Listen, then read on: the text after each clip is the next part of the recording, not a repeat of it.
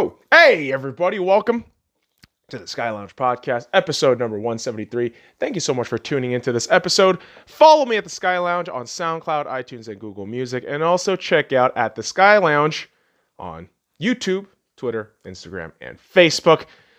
And without further ado, let's get started with episode number 173, the genesis of the Cockroach. Graduating high school 11 years ago. 6 Not So Fine was 11 years ago. Crazy how time flies, man. I'm not going to lie to you. I woke up this morning kind of dreading this episode. You know why? It was a bitter reminder how fucking old I'm getting. I'm turning 30 next year. And that shit just... It's crazy that I'm already going to be finished with my 20s. Kind of wasted it, a good chunk of it, but at least I can be honest and upfront about it, right? And honestly, back when I graduated high school in 2009, I was a good Christian boy. Believe it or not, okay? Believe it or not, I was a good fucking Christian boy. All right? I didn't swear all that much. Ask anybody who fucking met me in high school or during my fucking church days in high school. Trust me. I was trying to be this goody two-shoe motherfucker. But, Look where we turned up. Look how we turned out here, right? And listen, man, I've said some dumb shit over the years. I really have. And I admit right now, I still say dumb shit. I'm human. I will make stupid fucking mistakes all the fucking time. I'll be wrong. More times than I'm right. And I can admit that. I can accept that shit. And one of the things that I had to accept was the mantra that I had in high school, okay? And this is one of those fucking things where you look back on it now and you're like, what in the fuck were you thinking, dude? Back in high school, right, 2009, when I graduated, 6'9", I said no gambling, no drugs, no alcohol, no premarital sex, and no sports.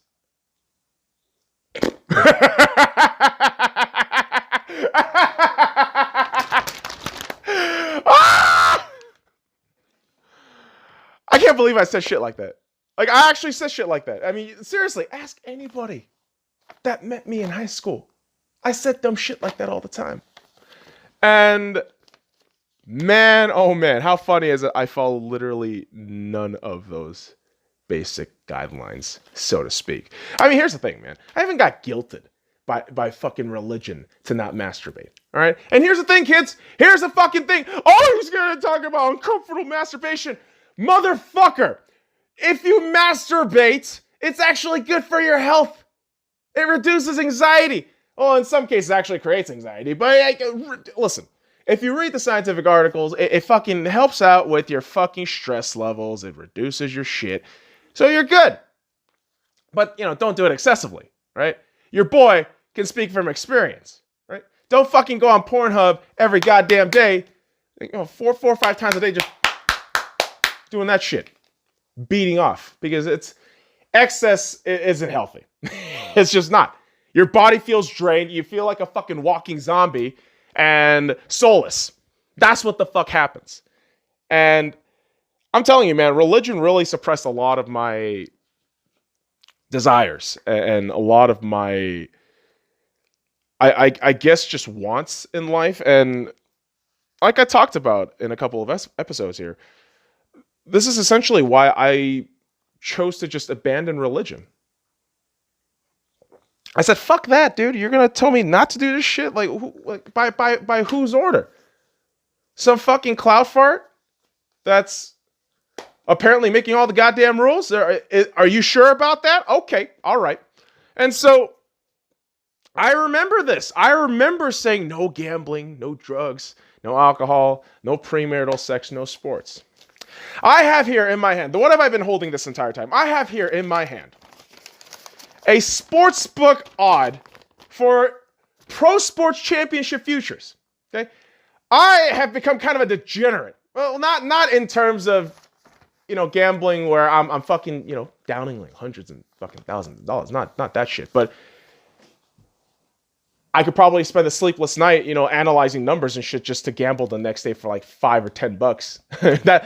That's just the kind of psychopath I am. I love looking at numbers, and sports books, especially when you look at numbers, it's absolutely fascinating, and it gets a really interesting read on what the general public and quote unquote experts think about a certain team, and it actually makes you assess a team a different way. For example, I'll give you an example. I'll give you an example right now. So I went to the sportsbook yesterday at Red Rock here in Summerlin, Las Vegas. And Summerlin, Las Vegas, I know that's two different fucking, cities, technically villages, whatever the fuck you want to call them. But for argument's sake, let's just call it Red Rock, Las Vegas, right?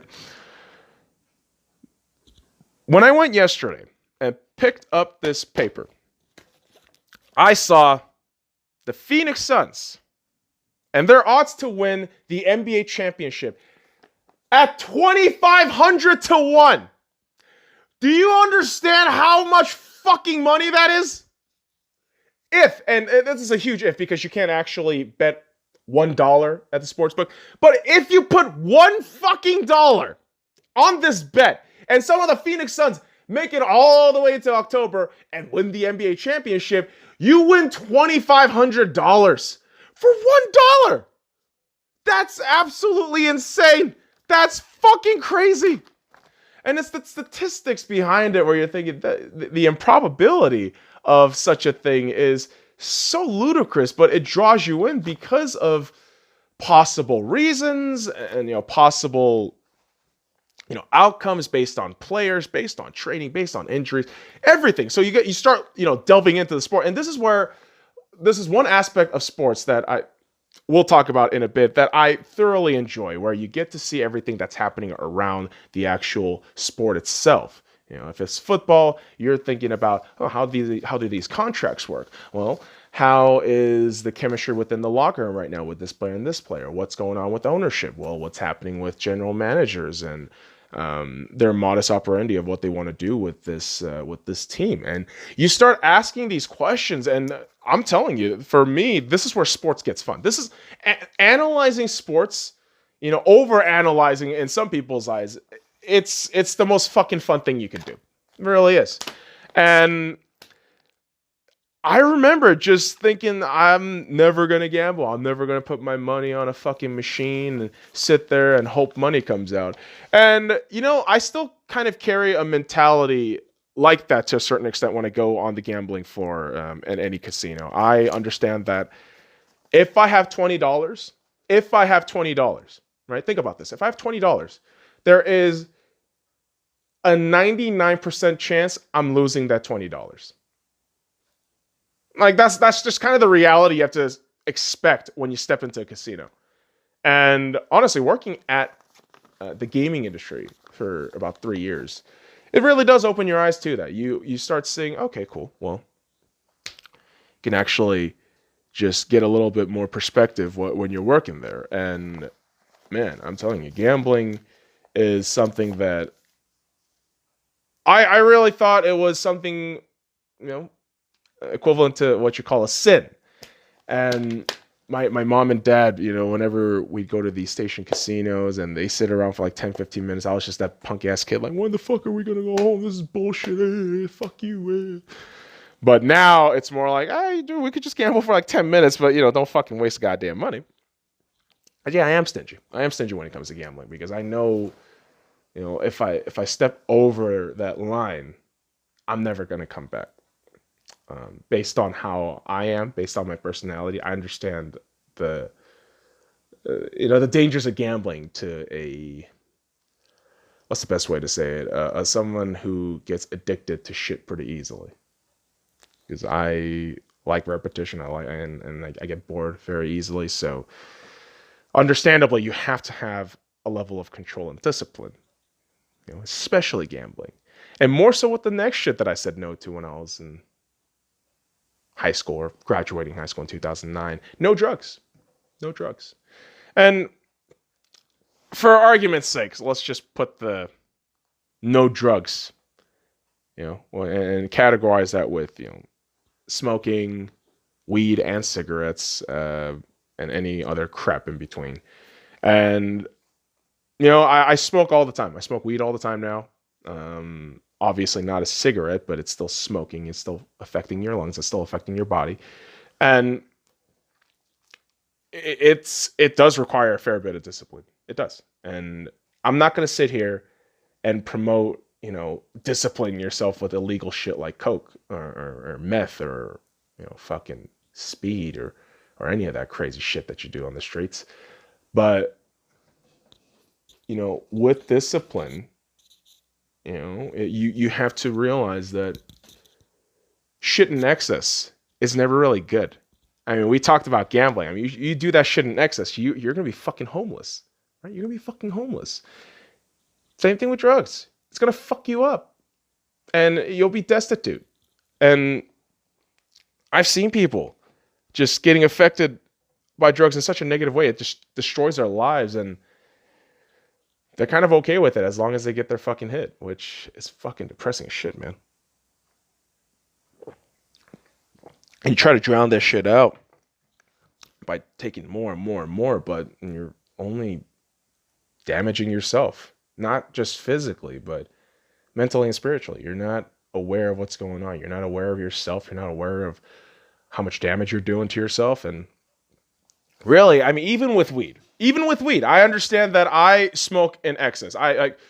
2020 has been a very interesting year, right? I mean, let's be real. 2020 has been such a fucking interesting year, and I have been smoking like a goddamn maniac over the last 6 months, and trying to smoke a little less each day, marijuana, but it's hard. And I know all the stoners are gonna tell me, oh, you can't get addicted to marijuana. It's a psychological need. For me, at this point, it's a fucking psychological need.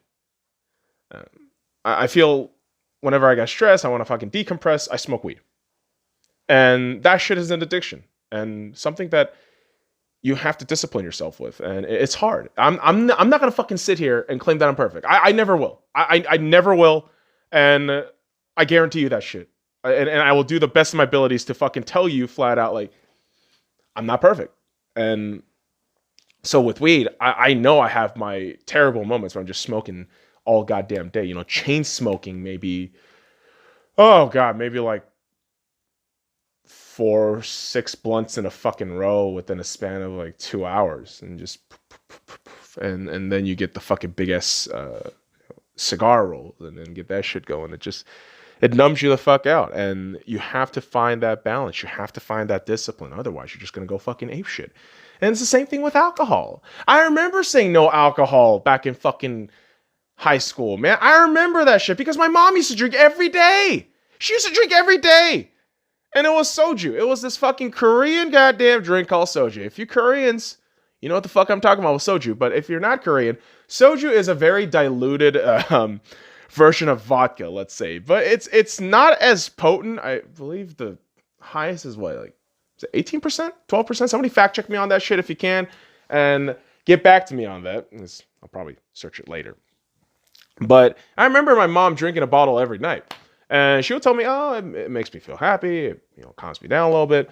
And I was just thinking, like, yeah, it's alcohol. Fuck alcohol. You're fighting with dad all the time. What the hell's going on? Oh, my God, this is bullshit. And then I turned 20. Yes, kids. I had my first alcoholic drink when I was 20. No joke. And if you include, like, I guess, baptism and all that bullshit in fucking church, yeah, I drank one, I guess, half a shot glass of fucking wine. But really, 20 was when I started drinking. And, dude, the reason why I don't drink as much now is because I've had this 6-month stretch.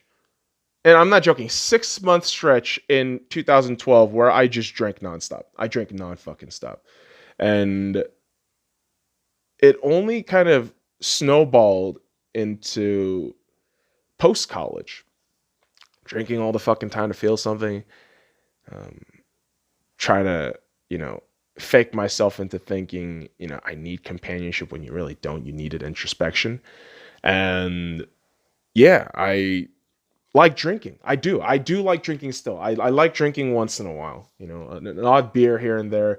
I would actually love to go to an Irish pub and get a Guinness. And real quick, while we're on the drinking talk here, shout out to McMullen's. I've got to go sometime real soon. I actually went to a physical restaurant for the first time.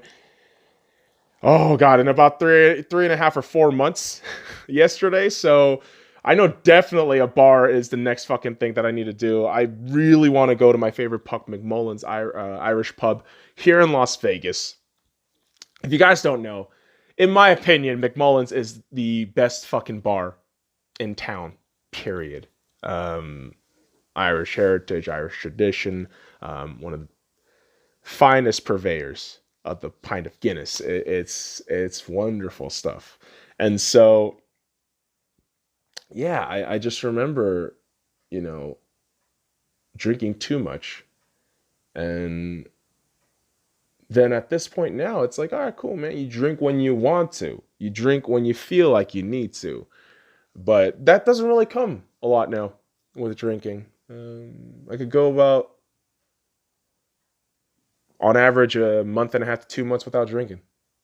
And it's not a flex. It's not to show off. It's just something that physically I can't consistently do anymore. And I remember I told one of my friends, like, yo, dude, if you're going to, invite me out or we're going to drink out, I'm not going to go fucking ape. I can't. And if I'm going to plan to do that, if you tell me a couple days ahead of time, I gotta work out. I gotta get physically able to drink that day. So it's just crazy to me that I've said a lot of this shit back when I was a kid, and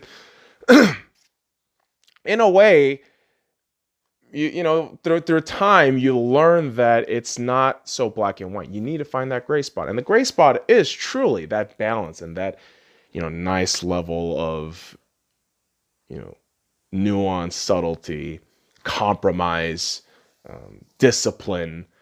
And it goes with all the things that I've said no to when I was a kid. And another thing that I said no to was no premarital sex. No premarital sex. And hey, kudos to all of you who have made it without sex before marriage. And if you've had a successful marriage after that, kudos to you. I'm not talking about you people here, but what in the fuck are you thinking if you're promoting premarital sex? I remember a comedian, I don't know if it was a comedian or somebody, was making an analogy about premarital sex. Yeah, but the cars aren't women. Shut up. Shut the fuck up. Shut up. Just listen to the fucking analogy, okay? Not having premarital sex is like going to a fucking car dealer, not test driving, not asking any fucking questions really, and just saying, oh, cool, let's just buy the car. And I know it's not as simple as that, but you buy the car, you drive it around, and you think,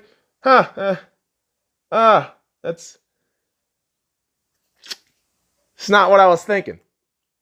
It's not as good as I expected. And so what do you think happens after that? A dysfunctional marriage. A marriage where the couples just want to fucking kill each other. And yeah, dude, it's just absolutely wild to see people in the modern day still preaching that shit. Because premarital sex, I believe, is very important. As long as you are doing it safely, with consent, and yeah, and don't harm the other fucking party member. That's really it. And it opens your perspective to a lot of things. Like, I remember the first time I had sex. I remember that shit vividly. Because I was drunk, got out of the club, got down, and just feeling pussy for the first time was a fucking eye-opener. Like physically touching it was unbelievable. I was like, what the fuck is this? This is fucking nuts, man. And it really changed my perspective on how to think about, women in relationship to man relationship to woman. And I know, motherfuckers, I know all the fucking gay dudes and lesbian girls are gonna give shit. But listen, just apply the principle to your own fucking life. I'm not speaking on your behalf. I'm speaking for myself. Okay? Just, can we fucking get that clear, motherfuckers? Can we get that shit clear? But premarital sex is a necessity, in my opinion. I absolutely believe so. You discover more about yourself. You discover what you like, what you don't like. Like, say, for example, I like blowjobs, but if you don't have premarital sex, you don't know what the fuck you don't know what the fuck you like. You don't even know you like a blowjob, right? So you can't fucking tell me like don't have premarital sex. It's wrong. It's like, no. You should discover what the fuck you like. And sex is one of those things that you have to discover for yourself. And like I said, consent, safety, and as long as you're not fucking harming anybody else, like, have fun. Sex is about fun. And obviously, you know, in the biological sense, it's about procreation. But as humans, we can have sex. It's fun. It's fun. And I won't lie to you, man. I've had oh boy, it's been a 3-year fucking dry spell at this point. 3.5-year dry spell. And I'm not going to get into the nitty gritties here because it's a little weird. But 3.5 years of not fucking. Getting teased once in a while, you know, getting odd lap dance here and shit and grind it on here and there once in a while. But, you know, you kind of come to the conclusion as important as premarital sex is, as fun as sex is, it's not the only thing. It's not the only thing for interpersonal connection and romance, any of that shit. It's not. And when you're young, you think fucking is the only thing. You think sex is the only fucking thing that's awesome, that's good. But there's more to that. There's more to that in an interpersonal relationship and in connecting with another human being. And that's something that you have to keep in mind, right? And if you base a romantic relationship just based on sex, it's not going to last, right? And conversely, if you base a relationship that's just bad sex, that's also not going to last. So balance, kids. It's all about balance. And one of the things I love to balance in my life, although I do this shit in excess, is sports. And I remember I said no sports back in high school. I said no sport. I fucking hate sports. Sports is bullshit. Now look at me. Look at all these fucking jerseys that I have on the fucking video version of this podcast. If you're listening to the audio version, I got my Los Angeles Dodgers Clayton Kershaw jersey and my Los Angeles Lakers Anthony Davis jersey. And boy, oh boy, I gotta tell you, man, I remember in high school saying, oh, sports is bullshit. It's a bunch of fucking dudes running around, you know, homoerotically fucking like getting at each other and fuck them. And I remember how fucking ignorant and naive that fucking statement was. Because once I started watching sports, it wasn't just, you know, potentially homoerotic tendencies of grown-ass men on a sports ball field.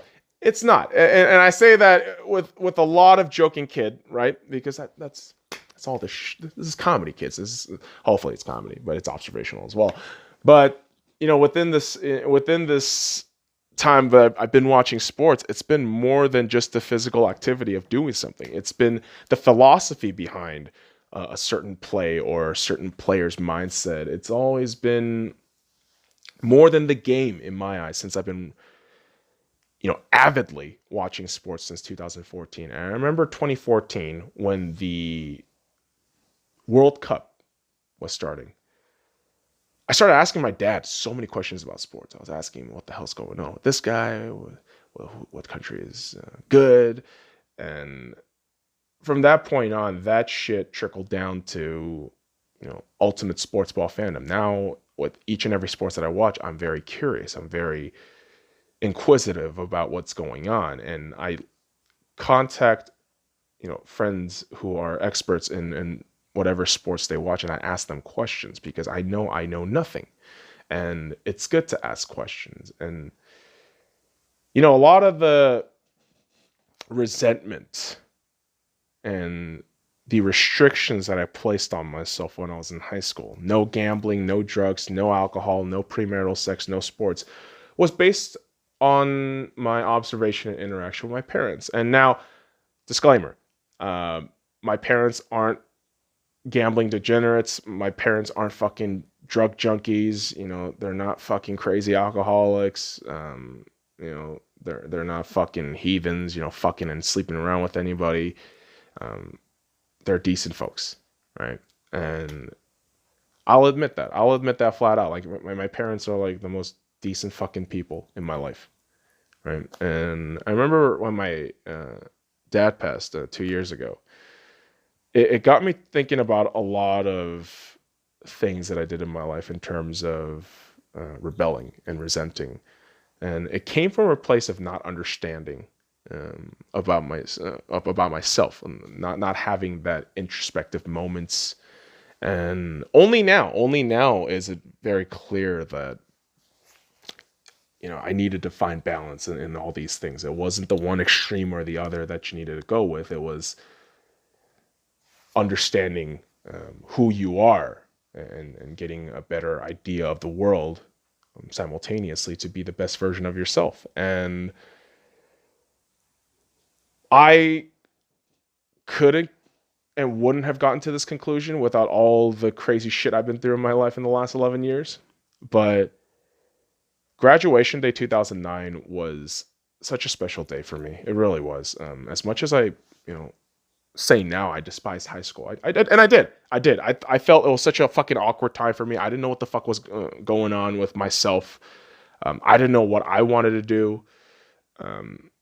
I was still trying to figure myself out. And that's any fucking teenager. That's any fucking teenager in high school. So I remember that just being a real tough time. And graduation day specifically was something that I think about now, and I think it made me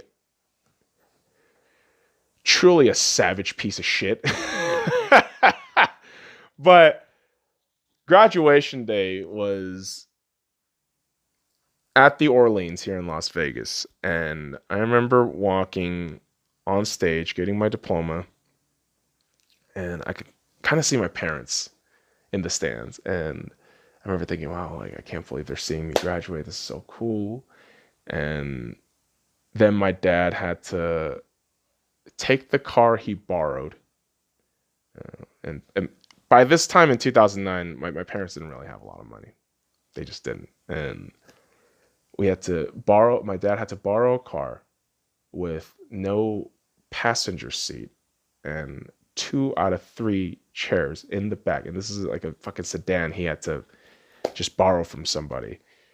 And he was trying to get and ask money to take me out to lunch post-graduation. And yeah, I remember my mom and dad being really upset about not giving me what they could. And shit, it's really tough to talk about. It is. Because times changed, but like, my parents tried to do so much for me. And I remember just being this piece of shit, and I still am. And I try to get better every day. I try, and I apologize if I'm tearing up right now, because it's been fucking hard, man. It's been fucking hard. High school was tough, but whatever doesn't kill you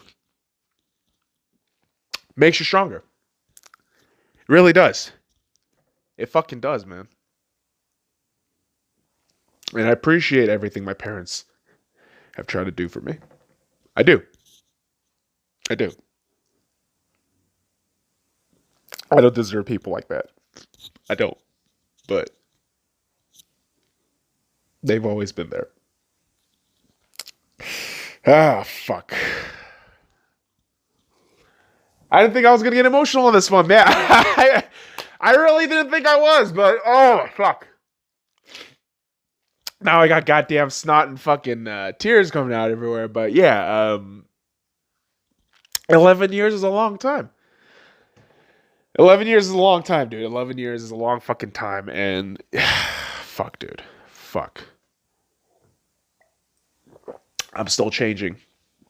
I'm still evolving. I'm still making mistakes. I'm learning every day.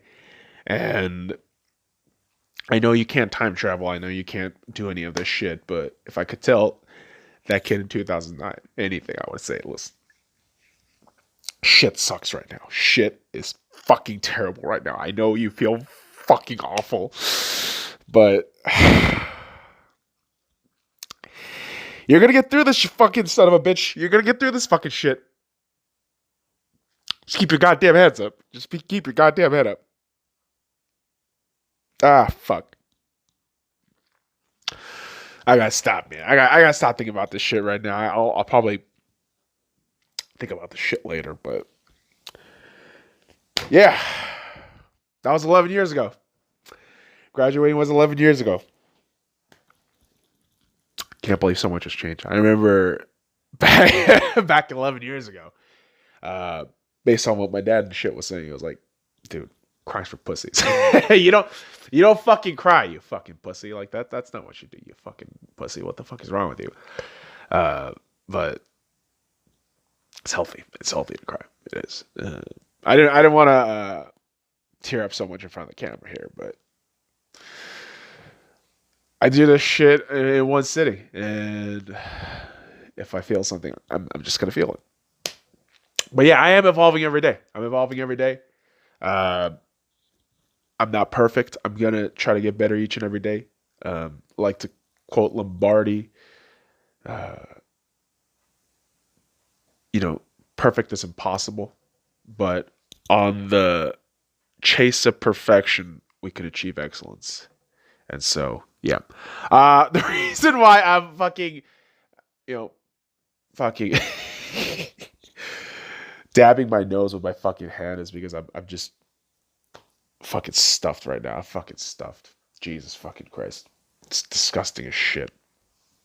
But I'll go ahead and end it. I'll go ahead and end the episode here. So ultimately, kids, time flies by so fucking quick. All right, and find yourself, balance yourself, and it's a process. Life is a process. So you just have to embrace for that shit. Trust me, it's a fucking rough ride, but you can get through it. And on the next episode of the Sky Lounge, oh boy, here we fucking go. All right, let me get the shit. My fucking eyes here. Next episode, Black Lives Matter is a communist movement and total bullshit. Yeah, we're going in tomorrow. The left has been screaming and fucking complaining racism and tyrannical government. They're screaming nonsense. Okay, they are screaming absolute nonsense, and I'm fucking going in at it. And yeah, I've been very honest about my podcast where I've said I don't really give a shit about politics. I don't really care. But there's something that's been happening over the last few years that I know I have to fucking talk about. I have to fucking bring it up. And, I keep calling this my own personal holy war against the evils of mankind. And yeah, I'm not going to commit any fucking crime like a fucking idiot, but I'm going to do everything within the legal power of, saying shit through comedy, saying shit through fucking parody and memes to open the discussion. So I'm going to go ahead and leave it to you for next episode, kids. And again, I apologize about crying too much. At the same time, I'm not going to apologize because I'm just feeling my shit. So, all right, motherfuckers, I appreciate you dropping by this episode. Holy shit, there's boogers everywhere now. Jesus Christ, I just covered my fucking nose. I appreciate you dropping by this episode. Follow me at the Sky Lounge on SoundCloud, iTunes, and Google Music. And also check out at the Sky Lounge on YouTube, Twitter, Instagram, and Facebook. Yeah, I'm covering my nose. There's a shit ton of boogers coming out right now. So until tomorrow, kids. Fuck off. Jesus, you fucking nasty fuck.